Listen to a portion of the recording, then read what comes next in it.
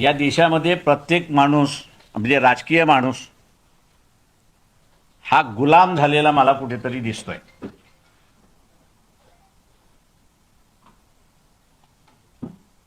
जी काही विधानसभेच्या निवडणुका झाल्या, विधान परिषदेच्या निवडणुका झाल्या, त्या विधान परिषदेच्या निवडणुकीमध्ये वंचित बहुजन आघाडीचे उमेदवार मतदान असेल किंवा नसेल शेवटपर्यंत त्या ठिकाणी लढले. परंतु काँग्रेसने उभे केलेले उमेदवार हे अर्ध्यामध्ये पळून गेले किंवा लढलेच नाहीत अशी असणारी परिस्थिती आहे. आणि म्हणून इथले राजकीय पक्ष एकंदरीत गुलाम होतात आहेत का अशी एक परिस्थिती त्या ठिकाणी उद्भवलेली आहे. RSS जे असणारं एक कॅरेक्टर बिल्डिंग ऑर्गनायझेशन म्हणून स्वतःला असं संबोधते, त्याचे मोहन भागवत सुद्धा नरेंद्र मोदीला गुलाम झालेले एकंदरीत दिसत आहेत. कारण का आंतरराष्ट्रीय आपण असं बघितलं तर पंतप्रधानाची असणारी चिथू व्हायला लागलेली आहे आणि देशाला ज्याला आपल्याला म्हणता येईल की आर्थिक दृष्टीने गुलाम करण्याची असणारी प्रक्रिया सुरुवात झाली आहे. मधु किश्वर असतील, सुब्रमण्यम स्वामी असतील किंवा वानखडे असतील, या सगळ्यांनी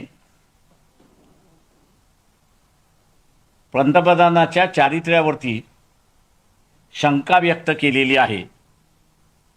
आणि ही शंका व्यक्त केल्यानंतर RSS जे स्वतःला असणारं एक कॅरेक्टर बिल्डिंग ऑर्गनायझेशन म्हणतं, त्यांनी कुठल्याही पद्धतीने पंतप्रधानांना विचारलेलं नाही. हे जे पब्लिकली आरोप होतात आहेत, त्या पब्लिकली आरोपामध्ये तथ्य आहे का याच्या संदर्भातला खुलासा मोहन भागवत यांनी पंतप्रधानांना विचारलेला नाही. ज्या अर्थी ही हिंमत मोहन भागवत दाखवत नाहीत, त्या अर्थी मी असं मानतो की नरेंद्र मोदीने मोहन भागवत यांना असणारं गुलाम केलेलं अशी परिस्थिती आहे. आणि पंतप्रधान नरेंद्र मोदी यांना अनेक देशातल्या राष्ट्राध्यक्षाने त्यांना जे पाहिजे ते करून घेतात आहेत अशी परिस्थिती आहे. त्याच्यामुळे पंतप्रधानाचं वागणं किंवा त्यांच्या असणाऱ्या ज्या काही विकनेसेस आहेत त्या विकनेसेस एक्सप्लॉइट करण्याचं चाललेलं आहे. आणि ते एक्सप्लॉइट करून जे ॲग्रिकल्चर मार्केट संविधानाने ह्या देशाच्या शेतकऱ्यांसाठी आरक्षित ठेवलं होतं, ते आता अमेरिकेबरोबरच्या करारनाम्यामुळे जगाला खुलं होणार अशी असणारी परिस्थिती आहे. अशी अनेक उदाहरणं त्या ठिकाणी देता येतील की ज्याच्यामुळे देशाचं आर्थिक संकट हे वाढत चाललंय अशी परिस्थिती आहे. अशा ह्या परिस्थितीमध्ये सामान्य माणूस जो आहे,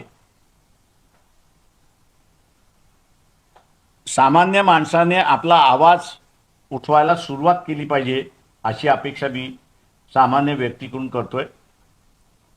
राजकीय व्यवस्था पॅरलाइज झालेली असेल तर लोकांनी पॅरलाइज होऊन चालत नाही.